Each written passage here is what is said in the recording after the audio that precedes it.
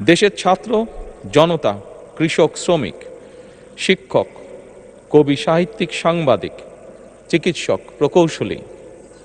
আইনজীবী, কামার কুমার, জেলে তাঁতি,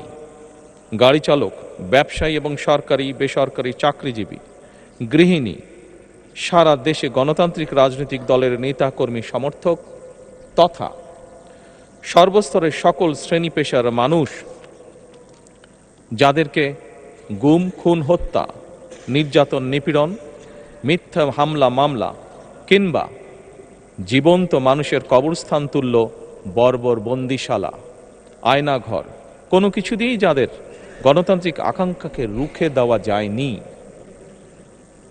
যাদের সাহসী ভূমিকায় দেশে পুনরায় গণতন্ত্র ফিরে এসেছে, আমি ত্রয়োদশ জাতীয় সংসদের এই যাত্রা লগ্নে